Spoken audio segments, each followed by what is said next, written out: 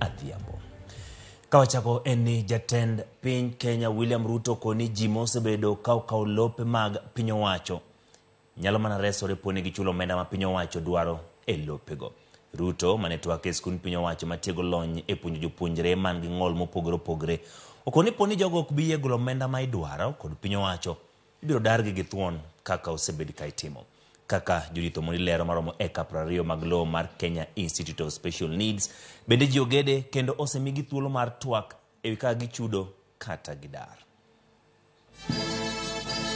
Ma okang' ma okwongo ma jatend piny Kenya William Ruto loso e weche lope ma kuom dwe achiel koro osebedo ka kelo wich bare counties ma Machakos, Kiambu kod Nairobi.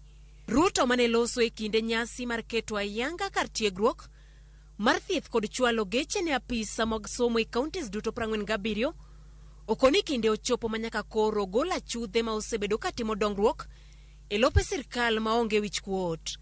Okoni oikore mar tieko chuth wach mar achudhe mag loe pachoka. What we must get rid of in the whole of this is impunity.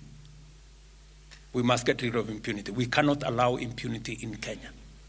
You know, we all must play by the rules. We are all equal before the law.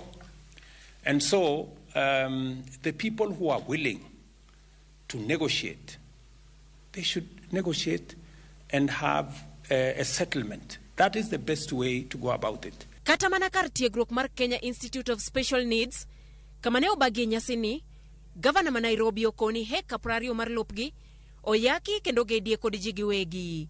Ruto koni jogi, nyaka yie chudo kaka sirkal dwaro, kata odar ka okamano, to yo achiel mar muko ma osebed ka itiyogo, biro dhi nyime. This institution, for instance, had 76 acres. 20 have gone. What is remaining is 50 acres. And I'm glad that the directors raised it and Waziri. We need to regularize those who have built on this land because we cannot destroy their houses. Waje walipe. As a county, we will support that process. Your Excellency, together with the MP and the Ministry of Lands. So we are going to agree with them. We need the money to go and do the factory, so tutakata hapo, watulipe pesa. Market value. Sisi tutaenda, labda tuende tutengeneze factory ya kutengeneza devices ya watoto wetu. Tutawafanyia evaluation, watuletee pesa, waendelee na maisha yao. Ama kama sivyo, mambo tu ni yale. Director Markise no Markiogora, okoni bedo ni lopgi ne oyaki, osemonogi chako kambi mar loso masinde mag tiego jopuonjre man gi ng'ol, gino makoro gin gogi geno ni dhi chopo kare. The intention of that land was to produce devices for the learners. The numbers is increasing day by day. Therefore, the effort by the president and the government to make sure that that land is back to Kise will make sure that the dream that was there to produce devices is available.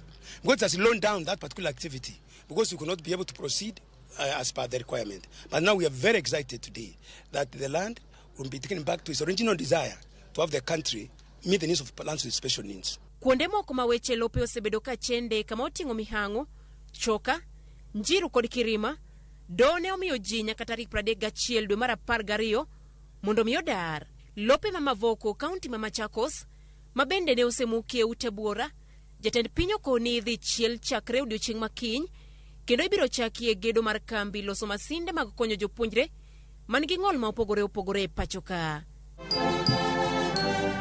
Juditho Mondi, Ramogi TV, Nairobi. Kapod wantiere weche mowach kod